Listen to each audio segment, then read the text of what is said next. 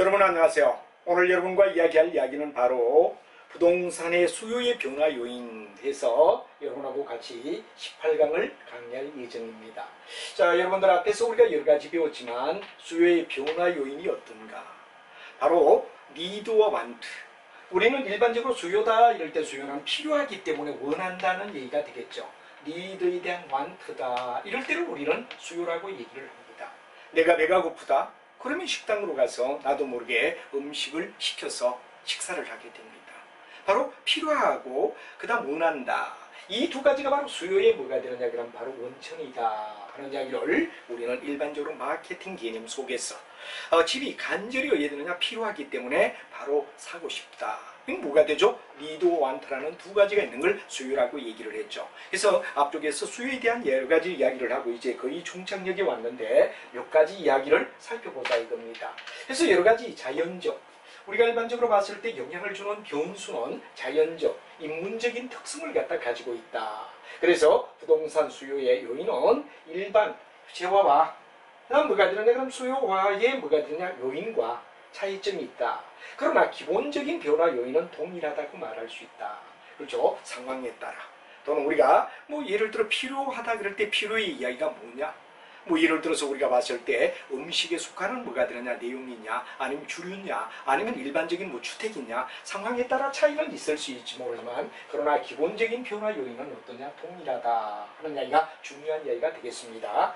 자, 그래서 여러분하고 같이 우리가 본다면은 부동산의 수요가 발생되는 원인과 오히려 제약이라고 하는 말은 바로 뭐가 됩니까? 니드 완트를 갖다 줄여버리는 한마디로 말하면 뭐가 되느냐? 경감시키는 감소 현상을 갖다 우리는 얘기를 한다. 근데 만화의 부동산의 발생은 뭐가 되느냐? 증가를 얘기한다. 이렇게 우리가 얘기하죠. 그래서 증가와 감소라는 두 가지 이야기를 갖다 우리가 생각하며 일반적인 입장에서 모든 동용되는 뭐가 되느냐? 그럼 상황별로 달라지는 이런 변화를 얘기하는 게 아니라 바로 일반적으로 변화 요인, 기본적인 변화 요인을 우리는 살펴보자 그런 얘기가 되겠죠.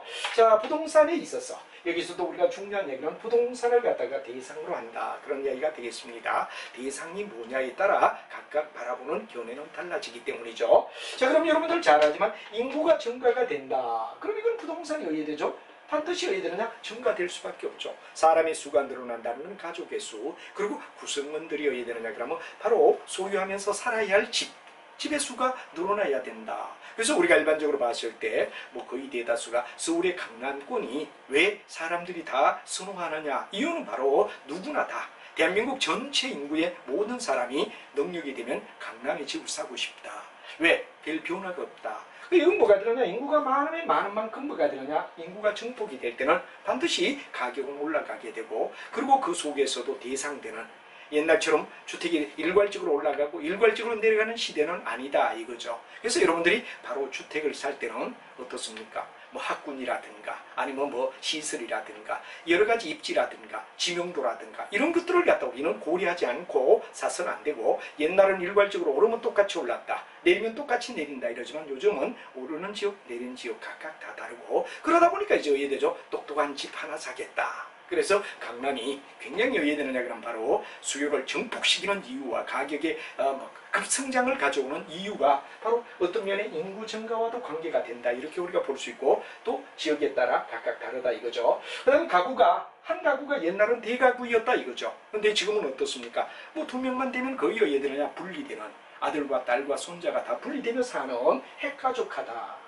그리고 이제 혼인에 의한 뭐가 되느냐 그럼 분가. 그래서 결혼하게 되면 자연지 분가가 되는 거죠. 이럴 때 우리가 바로 주택의 부동산은 증가될 수밖에 없다 하는 얘기가 되죠. 그다음에 공공시설을 갖다 이용하기 위한 뭐가 되느냐 용지가 확보되었을 때 예를 들어 우리가 일반적으로 부동산은 뭐가 되느냐 공적 개념이라는 말을 갖다 굉장히 많이 써가서 했죠. 물론 사적 소유이지만 공적 사회적인 입장에서 우리가 해야 되느냐 공적인 입장에서 우리가 달아야 된다. 그러니까 토지의 공개념이라는 이야기를 갖다 앞쪽에서 우리가 한 바도 있지만 공공시설이 있어서 주택을 지을 수 있는 확보된 용지가 있다. 그럼 자연지 부동산은 발생되게 더 증가될 수밖에 없죠. 그 다음에 소득 수준이 향상된다. 그럼 소득이 늘어나니까 의해되죠. 뭐든 돈이 있으니까 의해됩니까? 사는 주택도 의해되느냐 그럼 다양하게 자기 마음에 맞게끔. 예를 들어 시골을 뭐 가서 뭐 예를 들어서 뭐 자연적인 입장에 살고 싶다 그럴 때 산속 같은 데도 많은 주택이 일어나는 이유, 이런 것들도 다 소득 수준의 향상으로 일어나는 거지. 옛날처럼 못 먹고 못 사는 시대 같으면 아무런 집이나 뭐 대충 이렇게 살았다 이거죠. 그 다음에 바로 여러분 잘 아는 의식주의에 뭐가 되냐면 변화가 일어난다. 예를 들어서 옛날은 이용의식에서 요즘은 소유의식으로 바뀐다 그런 이야기가 굉장히 중요합니다. 옛날은 그냥 살기 위하여 집을 가졌다 이러면 요즘은 뭐가 되느냐, 바로 소득의 원천이 된다. 그래서 예를 들어 평생 돈을 버는 사람이 있는데 가정주부로서 예를 들어서 주택 몇 가지를 이렇게 잘 사서 지역을 잘 분포를 잡으면 그 사람들이 돈 더 가지고 있다 이거죠. 그래서 제가 깜짝 놀란 거는 뭐 어느 지역 뭐 지역에 이제 뭐 누가 친척이 뭐 집을 사는 데 가니까 부동산에 사는 말이 그런 거야. 이 지역에서는 뭐가 되느냐 그러면 오히려 전업주부가 가정의 돈을 잘 관리해서 어떻게 되느냐, 회사 가서 뭐 대기업 중소기업만큼 뭐가 되느냐 그러면 집을 몇 채 가지고 있기 때문에 뭐 그렇게 되어 있다. 이런 말을 하는 것도 뭐가 되느냐, 소유의식. 바로 일종의 뭐가 됩니까? 소득과 관계가 되는 얘기가 된다. 그런 얘기가 되죠. 그 다음에 부동산에 따르는 텍스, 조세를 갖다 취득세라든가 또는 여러분 잘 아는 재산세라든가 이런 것들을 감면해주고 있다 이거죠. 감면해주고 있다. 그렇기 때문에 어디 되느냐 그러면 바로 쉽게 사고 팔 수 있기 때문에 어디 되느냐 그러면 바로 부동산에 대한 뭐가 되느냐, 수요가 증가될 수밖에 없다. 이런 얘기가 되죠. 그래서 유통이 되기 때문에 만약에 딱 보정돼 가지고 사면 그대로 정지된 상태에 있다면 수요가 늘어나지 않지만 샀다 팔았다 하기 때문에 가수요가 있기 때문에 일종의 뭐가 되느냐, 하나의 수요, 부동산 수요는 늘어날 수밖에 없다. 그 다음에 은행에서 금리를 갖다가 어디 되죠? 많이 인하가 되고 있죠. 금리 인하.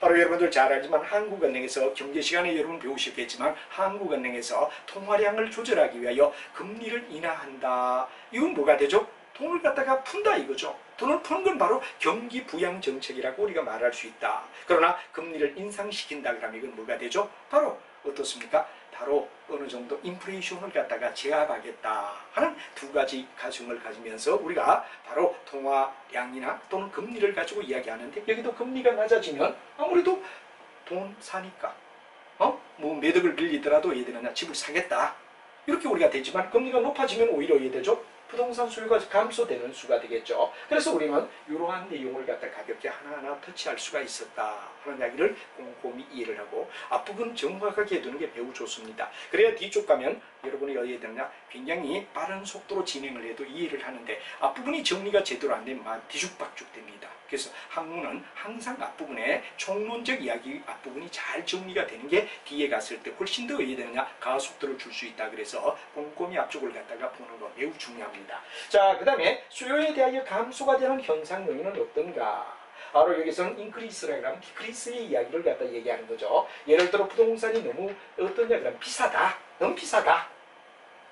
뭐 10억, 20억 이러면 어떻게 되죠? 정말 돈을 가진 사람은 살 수 있지만 서민의 입장에서는 살 수가 없다. 그렇기 때문에 이건 뭐냐? 바로 제약, 감소시키는 예가 되겠죠. 그 다음에 공법이나 사법에서 이하여 얘들 거래를 갖다 규제한다. 너무 지나치게 열기가, 부동산의 열기가 심하다 이럴 때는 바로 정부나 공공단체에서 바로 거래를 규제하려고 노력하는 거, 이건 뭐가 되죠? 부동산 제약을 바로 제약하고 감소시키는 입장이다. 이렇게 되죠. 그 다음에 이제 유사부동산. 부동산과 유사한 거, 예를 들어서 뭐 여러분 잘 알지만 뭐 많이 우리가 자주 보지만 뭐가 되느냐 그러면 뭐 집을 갖다가 그냥 일반 집보다는 통나무로 지은 집, 또는 아니면 뭐가 되느냐 뭐 일반 또 이런 부동산과 유사한 것들, 이게 공급이 많이 되면 아무래도 부동산 자체는 줄 수밖에 없다. 그 다음에 대체 투자라는 말이 나오죠. 대체 투자. 다른 걸로 예를 들어 정권이나 채권을 대신해서 만약에 대체 투자로서 부동산을 갖다 얘기한다 그러면 우리는 바로 호경기가 되면 자연히 정권이나 채권 쪽으로 몰리는 수밖에 없죠. 그래서 대체 대상이 호경기가 될 때는 바로 부동산 자체는 어떻죠? 바로 거래가 빈번하게 일어나지 않고 오히려 주식이나 채권 쪽으로 몰리는 현상이 일어날 거다. 이런 얘기가 되죠. 부동산에 대해서 관세를 갖다 심하게 매긴다 그러면 중과세가 될 때 이것도 이해되죠? 우리가 봤을 때 궁극은 중과세가 된다면 부동산은 뭐가 되죠? 제약 요건이다. 이래 되죠. 그 다음에 당해 부동산에 뭐가 되느냐 그러면 특수성. 예를 들어 어떤 부동산의 특수성에 의하여 뭐가 되느냐 그러면 묶여버릴 때, 그리고 아까 금리를 인하했다면 여기는 금리가 인상이 되면 자연지 부동산에 대하여 감소가 되는 일종의 디크리스 현상이 일어날 수밖에 없다 하는 이야기를 가지고 늘어나는 경우, 주는 경우 두 가지를 대비해 놨는데 여러분이 꼭꼭 하나하나 정리를 해주시면 좋겠고 보면 알아요. 그러나 막상 여러분이 정리를 갖다 이렇게 한번 정식으로 해준다는 게 매우 중요하다는 거. 쉬운 걸 갖다 틀린다면 굉장히 우리는 가슴 아프죠. 쉬운 거는 반드시 맞춰야 됩니다. 어려운 거 틀리는 건 당연히 뭐 어려우니까. 우리는 뭐 만점 맞아야 되는 건 아니죠. 60점 이상으로 되기 때문에 바로 공부할 때 요령은 앞쪽 부위를 갖다 비중을 많이 두는 게 좋다. 자격 시험에는 앞쪽의 부분에 비중을 많이 두는 게 유리하다. 뒷부분은 어렵죠. 아무래도 어려운 쪽에 너무 많은 시간을 투하하는 데 비하여 문항수나 또는 득점이 어야 되느냐 그런 효율성에서 떨어지면 안 되죠. 쉬운 건 반드시 맞춰주고 어려운 데서 틀리는 게 정상이다 하는 이야기를 여러분이 알아두시는 게 아주 중요한 이야기가 될 것 같습니다. 자, 그럼 이제는 내용을 갖다 우리가 기가했고 앞쪽에 입었던 여러 가지 수요 이야기를 갖다 위하여 마지막에 문제를 풀며 여러분하고 같이 한번 보도록 하자. 그래서 여기 있는 여러 가지 확인 단계 문제를 우리는 한번 보도록 하겠습니다. 자, 다음 중에 바로 여러분들 유량과 저량의 경제 변수를 갖다 찾아라 그러는 거. 바로 우리가 일반적으로 프로 흘러가는 속에서 우리가 따져주는 거, 흐름 속에서 우리가 따진다 그럴 때는 이건 바로 유량이라고 얘기를 했죠. 반면에 수도 딱 고정시키면서 고정되어서 얼마냐 하는 이야기를 갖다 우리가 묻는다면 이건 뭐가 되죠? 바로 우리가 저량이라고 얘기를 하더라. 그래서 유량과 저량에 대한 비교. 바로 이 물결이 이렇게 흘러간다. 이렇게 흘러갈 때 이 흐름을 갖다 우리는 얘기하는 프로의 개념이 뭐가 되죠? 유량이라는 말을 갖다 썼습니다. 그죠? 그러나 어느 순간에 딱 스톱을 갖다 시키면서 뭐가 되느냐 그럼 바로 우리가 물을 때 스톱이라고 우리가 얘기를 하죠. 스탑 시키면서 우리가 물어줄 때 바로 저량을 얘기하는 이야기 딱 순간에 얼마냐 이런 얘기가 됩니다. 자, 그럼 뭐 유량과 저량을 봤을 때 주택의 재고가 어떻죠? 이건 바로 여러분들 잘 아는 뭐가 되죠? 스톱이 되죠. 건물의 임대료 수입은 이거는 올랐다 내렸다 하기 때문에 프로의 개념을 갖다 얘기하는 유량이라고 얘기할 수 있다. 이렇게 우리가 얘기를 할 수 있죠. 그 다음에 가계의 자산 이것도 역시 얘들은 딱 현재 얼마냐 맞습니다. 저량이죠. 그러나 근로자의 임금도 역시 프로의 개념. 근로자 임금은 곧 어떻습니까? 약간 올랐다 또 상황에 따라 실업이 늘어나게 되면 중은 이런 현상을 가져오죠. 그 다음에 도시 인구의 규모 이것도 왜 되느냐 그러면 현재 얼마냐 스톡의 개념이 되죠. 그러나 신규 주택의 공급량의 경우는 현재 어떻죠? 흐름 속에서 바로 일종의 뭐가 되느냐 공급을 하고 있는 상황에 따라 각각 달라지기 때문에 그래서 우리가 스톡의 변수는 모두 몇 가지냐 여기는 바로 이쪽 주택에 대한 재고라든가 가계에 대한 자산이라든가 도시 인구 규모 이런 거는 스톡의 개념을 우리가 만나면 여기 나오는 이야기는 바로 프로의 개념, 유량의 개념을 가지고 있다 하는 걸로 우리가 답을 달아주면 된다는 얘기가 될 겁니다. 자, 그 다음에 다음 이야기는 뭐가 되느냐 부동산 수요량과 수요량에 대한 이야기. 바로 여러분 잘 알지만 수요는 하나의 곡선 속에서 우리가 따져주는 걸 갖다 우리가 일반적으로 뭐가 되느냐 그러면 수요량은 하나의 곡선 속에서 우리가 일반적으로 봤을 때 뭐가 됩니까? 얼마냐? 하나의 바로 선 속에서 예를 들어서 우리가 일반적으로 봤을 때 어떤 수요다 이럴 때 수요의 이야기가 어떻습니까? 상황에 따라서 우리는 각각 이렇게 되는 현상을 갖다 우리가 유도하는 그림을 갖다 우리가 얘기를 했죠. 이렇게 우리가 보통 간다 이런 얘기를 갖다 우리가 얘기했죠. 이럴 때 여기에 하나하나 점마다 얼마니 이렇게 얘기하면 이건 뭐가 되느냐 그러면 수요량에 대한 이야기를 얘기한다 이거죠. 그럼 우리가 일반적으로 얘기해서 봤을 때 주택 가격이 상승하면 주택의 수요량에 영향을 준다. 그렇죠. 가격이 올라가면 어떻죠? 아무래도 수요가 줄 수밖에 없지. 가격이 사지면 어떻게 되죠? 수요가 늘어날 수밖에 없지. 당연히 맞는 말이다. 이렇게 우리가 얘기하죠. 두 번째, 부동산의 수요량은 특정 가격 수준에서 부동산을 구매하고자 하는 의사와 능력의 수량을 얘기한다. 그렇죠? 예를 들어 여기가 뭐가 되느냐 그럼 만약에 3억이다. 그럼 3억일 때에 살 수 있는 수요량이 어느 정도냐? 여기가 가격이니까 우리가 이건 수요량을 얘기하겠죠. 여기가 3억이다. 그럼 3억이면 얼마냐? 예를 들어 30만이다. 그러면 3억일 때 30만 원이다. 이렇게 되죠. 그래서 우리가 봤을 때 이렇게 되고 여기 2억이다. 그러면 2억인데 여기는 얼마냐? 그러면 50만이다. 아무래도 이해되죠? 가격이 사면 주택의 가격이 사면 많이 수요를 원하겠죠. 맞는 말이다. 이런 얘기가 되죠. 3번에 부동산의 수요는 구입에 필요한 비용을 지불할 수 있는 경제적 능력을 얘기한다. 그리고 유효수요의 개념이다. 유효수요는 실제 살 수 있는 실수요자를 유효수요라고 얘기를 하죠. 실제 살 수 있는 능력을 우리는 바로 유효수요라고 얘기하더라. 이거죠.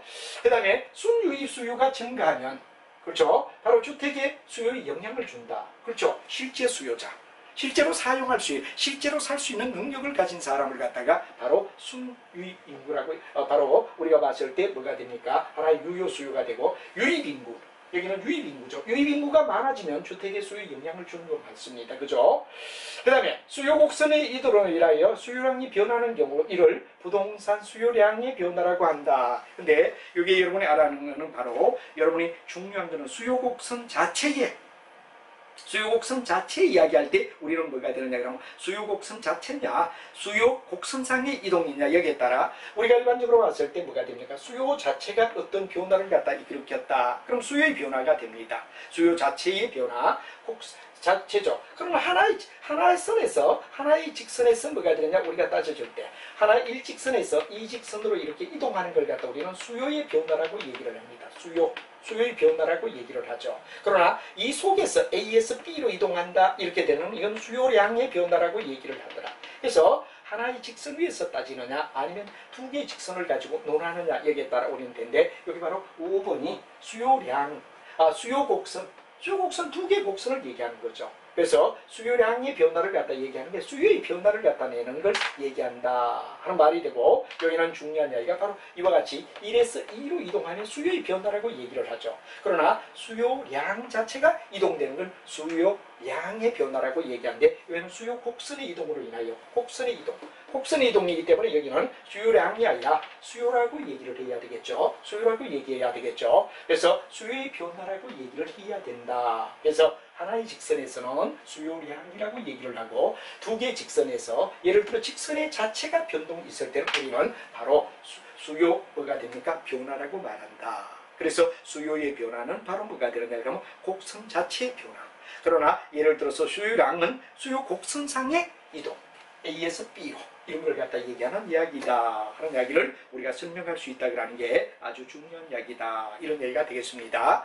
자, 지금까지는 여러분 교과서에 있는 이야기를 가지고 제가 쭉 이야기를 해왔습니다. 앞쪽이기 때문에 오히려 더 꼼꼼히 그리고 이제 차근차근 우리가 나간다는데 역점을 두며 좀 슬로우로 나가고 있다는 것도 여러분이 양해를 구하고 부동산 전체를 너무 빠른 속도로 진행하는 것보다는 꼼꼼히 하나하나 영역마다 특히 앞부분 같은 경우는 시험에 나왔을 때 반드시 맞춰야 되기 때문에 여러분들이 어떠냐 그러면 앞이나 뒤나 다 비중을 같이 둔데 여기까지는 우리 교재에 있는 이야기입니다. 근데 요 다음 이야기가 바로 여러분들 뭐가 되느냐 파트 2가 바로 수요에 대한 이론을 갖다가 우리 시중의 책 속에서 정리가 된 부위를 갖다 한번 여기에 집어넣어 놨습니다. 그래서 여러분이 물론 제가 OT를 할 때도 얘기를 잠깐 한 적이 있지만 그러나 더 구체적으로 우리 교과서를 배우고 난 다음에 여기에 영역만은 뭐가 되느냐 그러면 여러분들이 PPT를 반드시 해야 되느냐 그러면 이용해 줘야 됩니다. 이 교과서에 있는 게 아니다 이거죠. 이게 어디 있느냐? 놀라면 안 된다 이거죠. 이건 바로 여러분들 서버 노트를 가지고 꼼꼼히 해야 되느냐 그러면 칠판에 나오는 PPT를 이용하라. 그래서 제가 PPT를 쭉 계속 쓰는 이유가 자, 어떤 건 있고 어떤 건 없고 또 책을 갖다 계속 뭐 이렇게 저렇게 끼우다 보면 복잡하니까 우리 하나 책은 정식으로 진행하며 중간중간 시중에 있는 책들을 가지고 스무리한 내용을 갖다 약간 삽입을 더 시켜주자. 그럼 완벽해질 거 아닙니까? 그죠? 그래서 이제 우리 학문, 원론에 속하는 학문에 대한 총론, 원론 이런 부위를 좀 더 해야 되느냐 그러면 우리는 포괄적으로 공부하기 위해서 여러분하고 이 파트 2를 넣어놨는데 여기는 교과서에 없는데 어디 갔느냐 이러면 안 되고 바로 영역마다 제가 PPT를 갖다 다 넣으며 진행하니까 PPT를 참고하며 이제 여러분들이 봐주시고 교과서에 없는데 이거 어디 갔지? 이렇게 놀라지 말고 수업을 들어달라는 얘기를 드리고 싶습니다. 그래서 여기서 이제 수요량에 대한 이론을 갖다가 여러분하고 얘기를 하는데 물론 시중에 있는 모든 책을 종합해서 우리 책 쫙 진행하다가 최종적으로 종합 이렇게 종합한 부위가 들어갈 때는 PPT에 나와 있고 그러다 보니 전체 PPT를 쓰지 않다 보면 일관성이 없다 보니까 선생님이 교과서에 있든 없든 PPT를 썼는데 이건 바로 책에는 없지만 PPT를 이용하여 여러분이 정리를 해주시는 게 중요하다는 이야기도 한번 말씀드리고 싶고 이제 여기에 대하여 하나하나 우리가 정리를 해보자 하는 이야기가 중요한 이야기가 될 것 같습니다. 자, 그러면 여러분들이 잘 알지만 수요에서 이미 많이 들었고 앞쪽에 했지만 거의 시험에 나오는 게 유량, 저량의 이야기 뭐 한번 지나가는 이야기만 잘 보도록 하죠. 유량은 일정한 기간에 명시해야 될 측정할 수 있는 변수다. 그러니까 기간을 얘기한다 하는 말이 되죠. 그래서 예를 들어 소득이 어떠냐, 아니면 주택의 생산량이 어떠냐, 신규 주택의 공급량이 어떠냐, 지대 수입이 어느 정도냐, 임대료 수입이 어떻게 되느냐, 회사의 단기 순이익이 얼마냐. 이때 유량은 바로 매월 며칠부터 매월 며칠까지, 회사로 얘기한다면 1월 1일부터 12월 31일까지 하고 기간을 우리가 잡는, 바로 이게 바로 뭐가 되느냐, 하나의 유량을 나타내는 이야기다 하는 이야기를 알아두면 되죠. 그러나 예를 들어서, 그래서 여러분 잘 알지만 BS의 일종의 뭐가 되느냐, 그러면 재무상태표는 거의 1월 1일부터 12월 31일까지 어떻게 변경되었죠 하는 이야기를 얘기하는 이야기라면, 바로 이거는 일정 시점을 얘기하죠. 언제? 예를 들어 12월 31일 현재의 이익이 얼마다 하고 시점을 얘기한다. 이럴 때 이거는 스토기 개념이라는 얘기가 되고 저량이라는 얘기가 되죠. 예를 들어 우리가 봤을 때 주택의 재고량이 현재 얼마니? 주택의 보급률이 어떠니? 인구가 어떻게 되니? 회사 자산 가치가 어떻게 되니? 가계 부채가 어떻게 되니? 통화량이 어느 정도니? 자본이 어떠냐?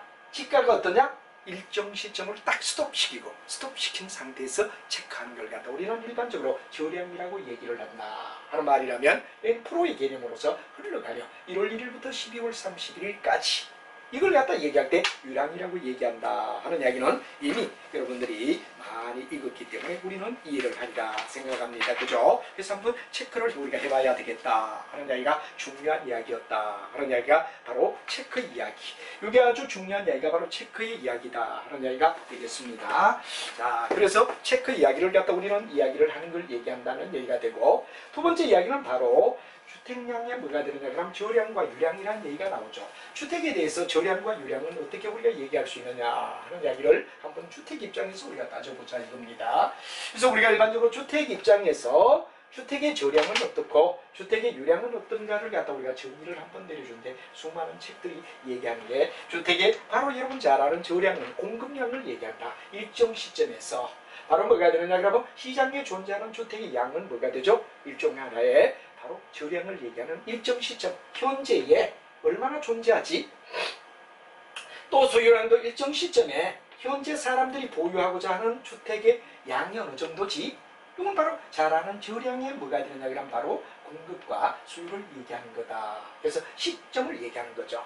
근데 많아요. 일정 기간, 바로 기간이 나오면 그건 뭐가 되느냐, 일정 기간 동안에 시장에 공급되는 주택의 양은 뭐가 되죠? 바로 주택의 뭐가 되죠? 유량의 공급량을 얘기하는 이야기다. 반면에 일정 기간 동안에 사람이 보유하고자 하는 주택의 양 역시 이것도 유량의 뭐가 되느냐, 수요량을 얘기하는 거다. 그래서 바로 저량의 이야기는 스톱의 개념을 얘기한다라고 얘기하고, 유량은 프로의 개념을 얘기한다 하고 시중책들이, 많은 책들이 이렇게 정리하기 때문에 여기에 나오는 이야기들은 우리 교과서에 없습니다. PPT를 띄운 이유가 바로 우리 책에 없는 이야기를 중간중간 삽입해야 되다 보니까, 다 그걸 뭐 페이지를 너무 느리고 또 뭐 책 재본하고 이런 게 힘드니까 그대로 여러 우리 책 속에서 좋은 이야기들을 삽입해서, 또 우리가 뭐가 되느냐 그러면 어느 정도 발췌해서 중간중간 삽입하고 있다 그러는 것도 이해를 하시기 바랍니다. 그래서 전체 PPT를 쓰는 이유가 그게 있다 하는 이야기도 여러분이 알아두시기 바랍니다. 그래서 유량과 저량 확실하게 정리를 해줘라. 부동산의 수요 개념을 우리가 한번 보도록 하죠. 일정 기간 동안에 소비자가 구매하고자 하는 뭐가 되느냐 그러면 바로 이제 서비스나 재화를 가지고 구매하고자 하는 욕구를 갖다 우리는 이런 뭐라 그러냐, 일정 기간 동안에. 그래서 여기도 유량이란 말이 나오는 거죠. 일정 기간이란 말이 나옵니다. 그래서 바로 살 의사와 발행할 의사와 구매할 수 있는 구매력을 갖다 어빌리티, 이 두 가지를 가질 때 우리는 유효수요라고 부른다 하는 말이 되죠. 반면에 뭐가 되느냐, 구매력은 뭐를 가지고 얘기하느냐 그러면 바로 저축액과 그 다음에 은행에 대출을 받는 대출, 이 두 가지를 결합한 게 바로 구매력을 얘기한다 하는 말이 되죠. 그 다음에 사전적 개념이라는 말이 나옵니다. 이건 바로 구입하고자 하는 의도, 계획된 양을 갖다 얘기한다. 처음부터 이렇게 사전에 내가 언제 사야지 하고 구입하고자 하는 의도가 어디됐나, 숨어있는 양을 갖다 우리는 일반적으로 사전적 개념이라는 부동산 수요로 얘기하면 된다 하는 이야기 알아두시면 되죠. 그 다음에 수요량의 개념 속에서 우리가 본다면은 소비자가 일정 가격 수준에서, 바로 일정 수준에서 뭐가 되느냐 그러면 바로 가격 수준에서 재화나 서비스를 구입하고자 하는 최대 수량을 갖다 우리는 뭐라고 하냐? 수요량이라고 얘기한다 하는 말이 되죠. 그 다음에 이제 부동산의 보통 이 수요의 특징을 갖다 우리가 얘기하라 이럴 때 특징을 갖다 우리가 본다면 바로 부동산은 고가의 상품이다. 그 다음에 구매 자금이 축적 기간이 굉장히 장기적이다 하는 이야기를 여러분이 잡아줘야 되죠. 그 다음에 개별성이라는 말을 갖다 굉장히 얘기합니다. 우리가 봤을 때 주택이라도 똑같은 주택이라도 차별화된 수요를 갖다가 유형이 있기 때문에 이거는 개별성을 띠게 된다 하는 말이 되죠. 그 다음에 부동산의 가격은 하방 경직성을 얘기한다 하는 이야기 여러분 알고 있고, 그건 바로 선에서 우리가 보면은 직선에서 우리가 수요 공급 이야기할 때 수요량에 대한 이야기. 그 다음에 구매 절차는 뭐냐 그러면 보통 등기라는 제도를 갖다 우리가 쓰게 된다. 특수한 방법이죠. 바로 등기가 됨으로 해서 완성을 얘기하는 거다. 그러니까 소유권의 이전은 등기가 완료될 때 비로소 해야 된다. 그럼 매매가 완료됨을 나타낸다는 얘기가 되죠. 그 다음에 구매 결정까지는 전문적이고 복잡하다. 그렇기 때문에 뭐가 되느냐 그러면 부동산을 갖다 여러분들이 어떻습니까? 전문화가 되고 부동산 서비스를 해야 되는 여러 가지 바로 내용 속에서 평가사나 또는 바로 여러분 잘 아는 부동산 전문가들 이런 것들이 바로 우리가 봤을 때 전문적이고 복잡하다는 얘기를 이해할 수 있어야 됩니다. 자, 그 다음 부동산은 우리가 잘 알지만 뭐가 되느냐 그러면 분류를 얘기할 때 유효 수요와 그 다음 뭐가 되느냐 잠재 수요라는 말을 갖다 얘기합니다. 우리가 일반적으로 유효 수요다 그럴 땐 살 의사가 있고 또 지불 능력을 가졌다 이 두 가지가 될 때 뭐가 되느냐 그러면 우리는 일반적으로 봤을 때 유효 수요라고 얘기를 합니다. 그러나 살 의사는 있는데 지불의 능력이 안 된다. 이건 뭐냐 그러면 잠재하는 수요, 잠재 수요라고 얘기하더라. 현재 살 수 있는 능력을 가진 걸 갖다 우리는 유효 수요라고 한다면 잠재력만 가지고 있고 사고 싶은데 돈이 없다 할 때를 잠재 수요라고 얘기한다. 그 말이 돼야 되죠.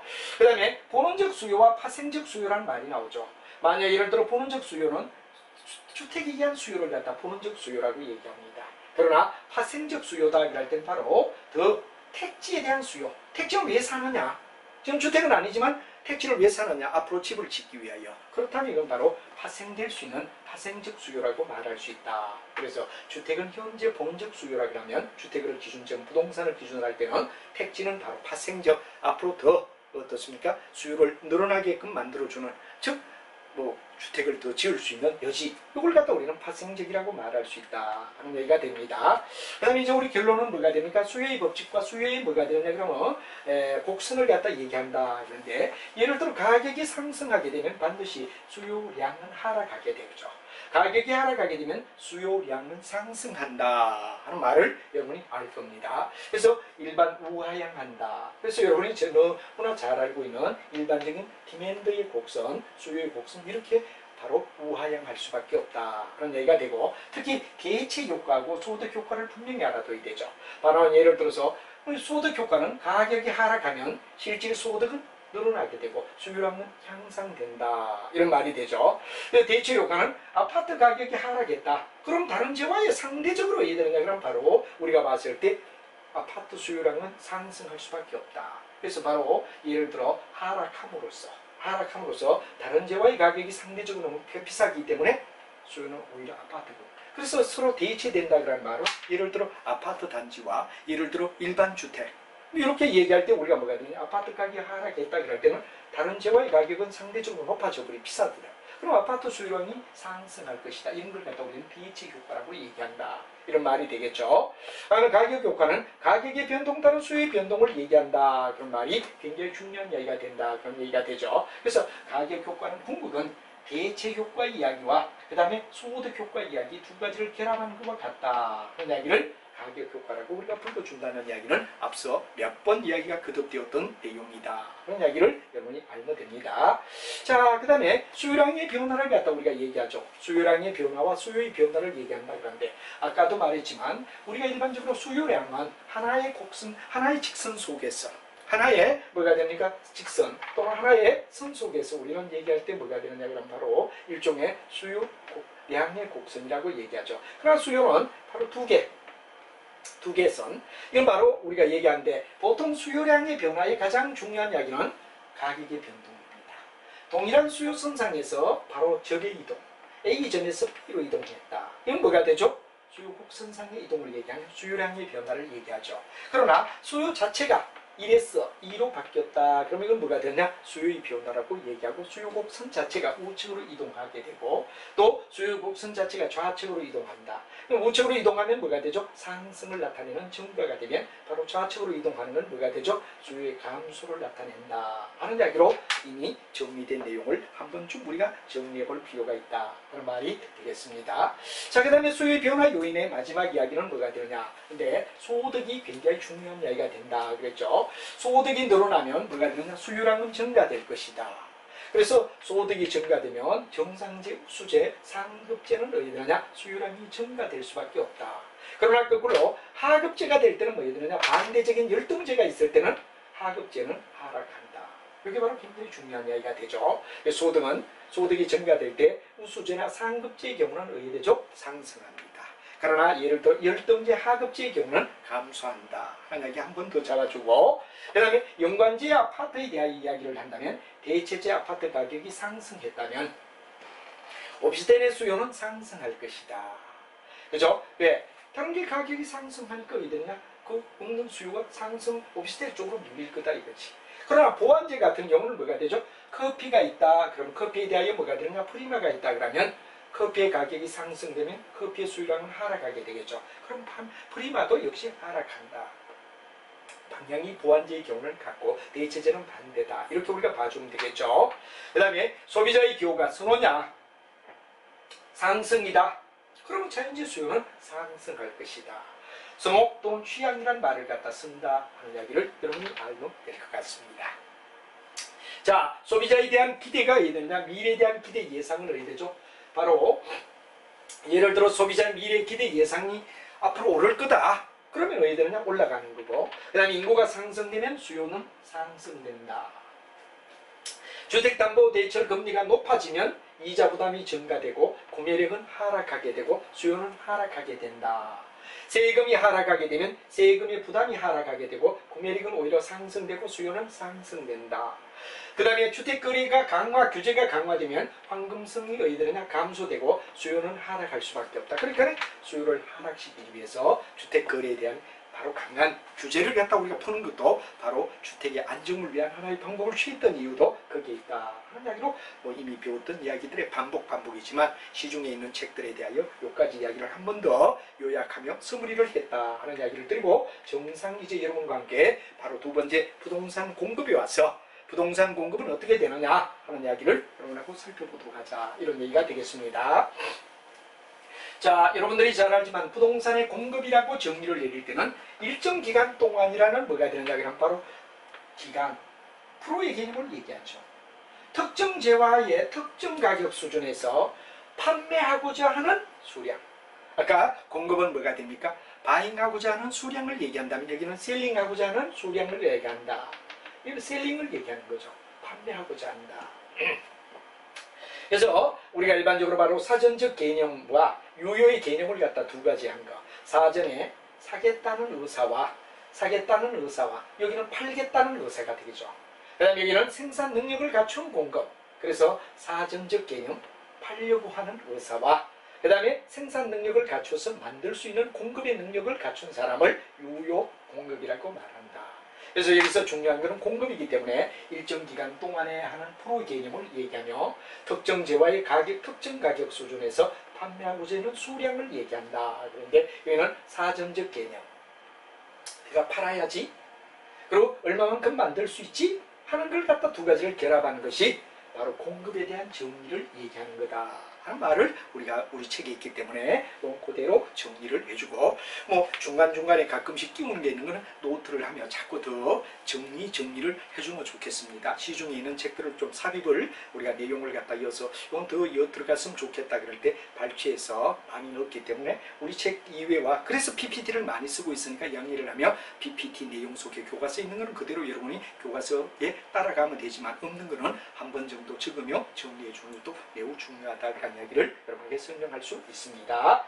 자, 그 다음에 이 내용을 쭉 본다면 일정 기간 동안의 재화나 서비스 대상이 돼야 되죠.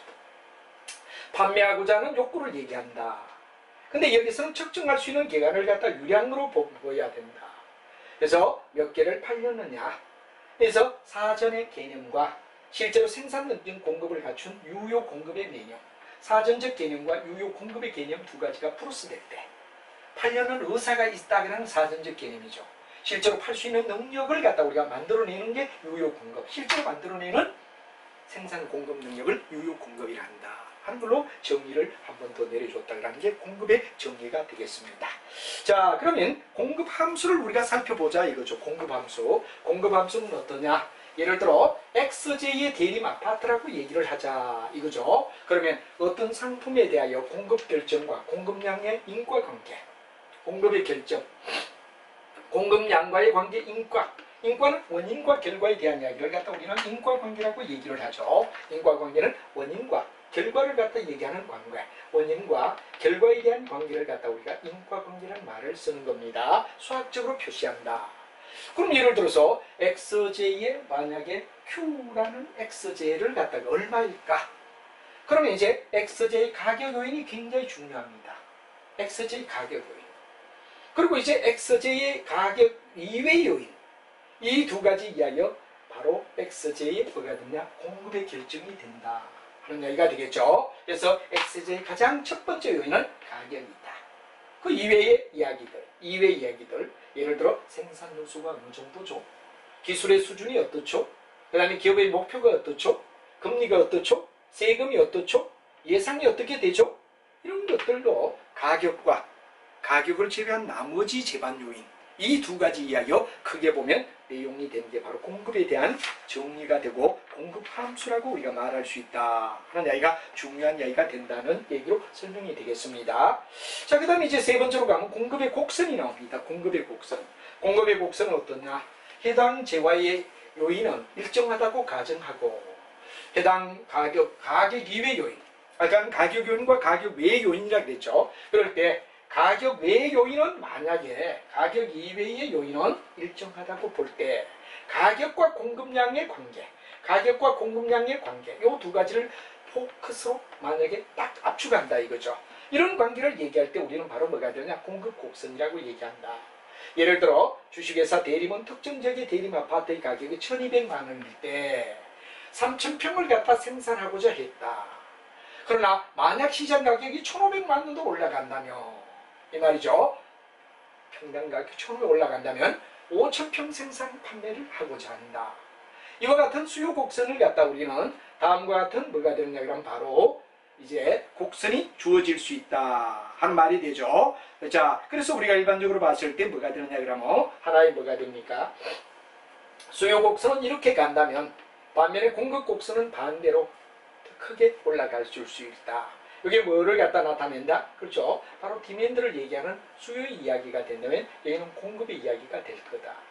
예를 들어 가격이 높으면 뭐가 됩니까? 많이 하고 가격이 낮아지면 작게 생산할 수밖에 없다 하는 이야기를 갖다 얘기하는 이야기가 되겠죠. 그래서 우리가 여기는 바로 수요 곡선을, 여기는 무슨 곡선을? 공급 곡선을 의미한다는 이야기로 정리를 내려주면 됩니다. 이거 수요 곡선, 이건 공급 곡선을 얘기한다 하는 이야기가 된다는 걸 우리가 얘기하면 됩니다. 그럼 공급의 법칙은 뭐가 되느냐? 결국은 공급의 법칙은 뭐가 됩니까? 여기서 우리가 보다시피 뭐가 되느냐 그러면 바로 일종의 우상향하는 그림을 갖다 나타낸다 그랬는데 해당 재화의 가격 공급량이 바로 하나의 가격이 상승되면 공급량은 그렇죠. 가격이 상승되면 공급의 양은 뭐가 되느냐 그럼 늘어날 거고 가격이 하락하게 되면 공급은 준다는 이야기를 갖다 얘기하죠. 공급은 줄 것이다. 이게 뭐가 되느냐? 공급의 법칙이라고 얘기한다. 가격이 올라가면 공급은 늘어날 거고 가격이 줄면 공급은 준다는 이야기, 바로 요 그림.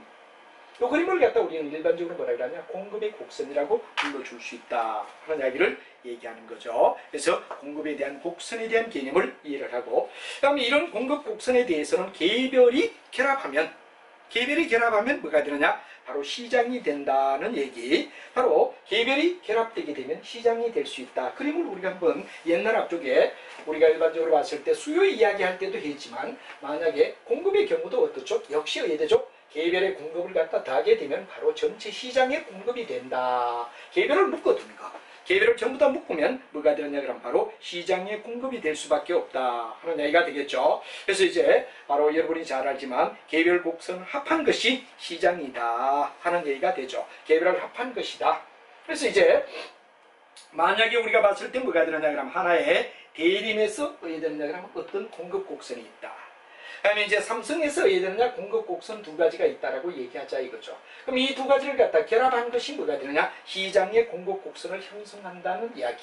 그래서 개별의 1, 개별의 2. 이 두 가지를 갖다가 있고 만약에 시장이 두 개만 있다면 이 시장이 뭐가 되느냐 그러면 바로 곡선을 얘기하는 이야기가 된다. 그래서 개별을 합한 것, 개별을 갖다 전부 다 합하는 것이 뭐가 되냐? 시그마 개별은 수식으로 얘기한다면 뭐가 되죠? 시그마는 결합하는 거죠. 바로 시장이 뭐가 되느냐 그럼 바로 공급 곡선이 된다. 개별의 공급 곡선은 공급은 뭐가 되느냐? 스플라이는 뭐가 되느냐 그럼 시장의 스플라이를 하는 내용과 같다 하는 이야기로 결합을 얘기할 수 있다 하는 이야기가 중요한 이슈가 될 것 같습니다. 여기까지 이야기를 하고 공급에 대한 여러 가지 변화와 공급에 영향을 주는 이야기들은 다음 시간에 여러분과 함께 같이 한번 살펴보도록 하겠습니다. 여러분 매우 수고하셨습니다.